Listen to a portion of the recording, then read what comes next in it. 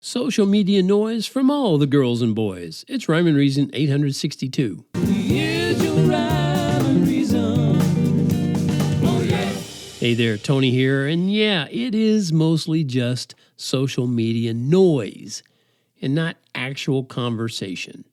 Oh, sure, I suppose if you grew up in a home where everyone yelled at each other at the same time and called it conversation, social media might just seem just right to you. But for those who prefer meaningful dialogue, that includes me, it's just social media noise. And I know that even the best communication can get noisy sometimes. I'm not saying that it can't, but it shouldn't stoop to the profanity and vulgarity you can find on basically all social media platforms, even if you just weren't even looking for it.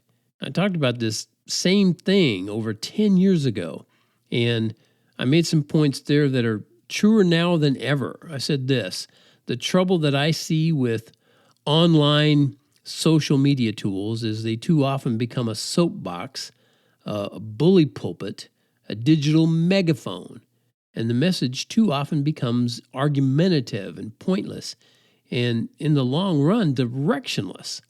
This phenomenon, it doesn't play favorites with nobodies and has-beens. No, it affects the rich and the famous and the political and the powerful and the pundits. That's a lot of P's in there. It binds the bold and beautiful people. It needles the nerds and it frequents the freaks. Why? Well, think about it.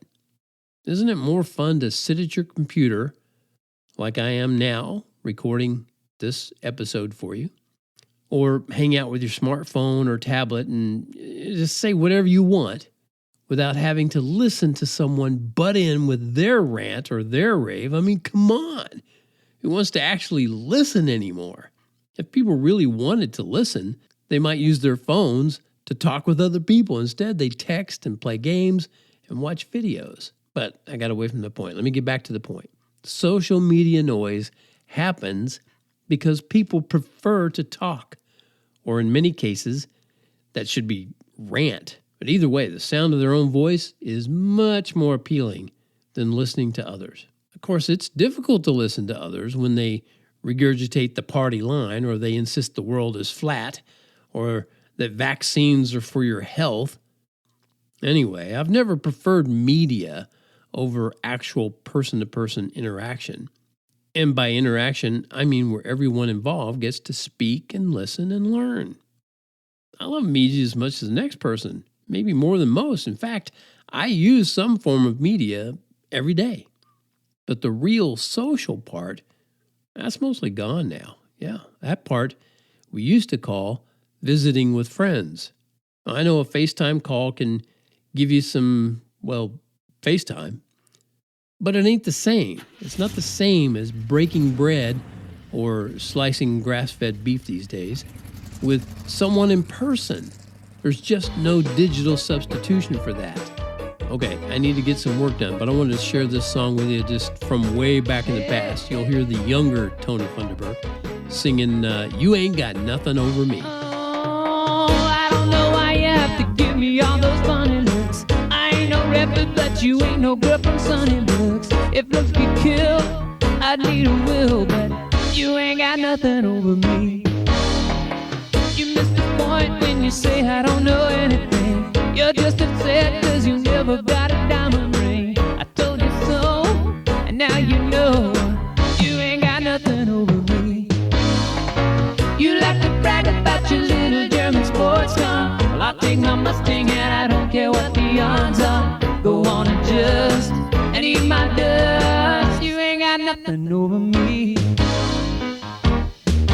Oh, your sense of humor doesn't make a bit of sense to me. And your rebuttals, well, they'll only get you sympathy. You don't play fair, but I don't care. You ain't got nothing over me.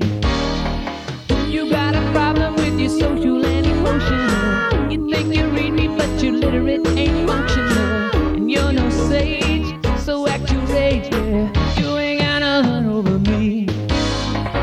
You like to brag about your little German sports car. I'll take my Mustang and I don't care what the odds are. Go on and just and eat my dust. ain't got nothing over me. I look around and you're there. You like to get in my hair. You got me bent out of shape. How did they let you escape?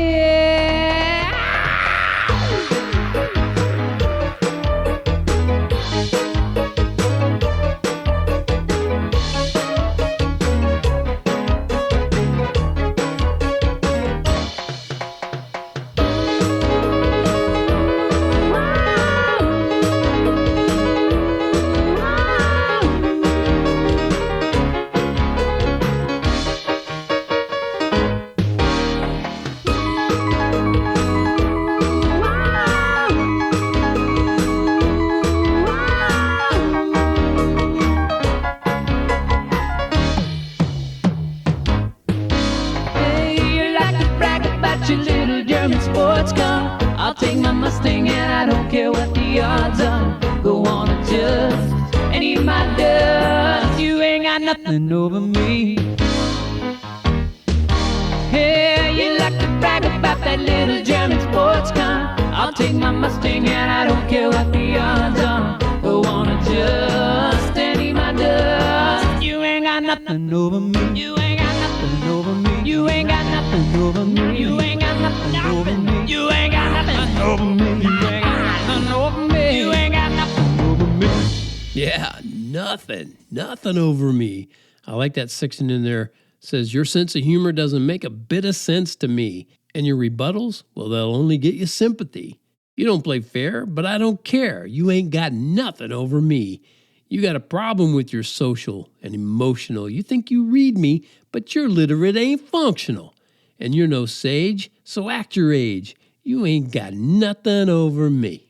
Good little attitude there from way back when. Thank you so much for tuning in and putting up with my rant here about social media and its noise, mostly noise. As always, this episode is brought to you by TonyFunderburk.com, where there's all kinds of merch and books and music over there. Go get some and help support what I'm doing here if you think it's worth supporting. If not, go over there and tell me why not. Tony at TonyFunderburk.com, or right there, you can do for free. Just get on my jump on the bandwagon, I call it, the Rhyme and Reason bandwagon, where you'll get emails from me that share all kinds of stuff. Sometimes the emails share things that the podcast don't, and vice versa. So be on both. And remember, life has rhyme and reason because God made you. There's a rhyme and reason for your life. There's a rhyme and reason why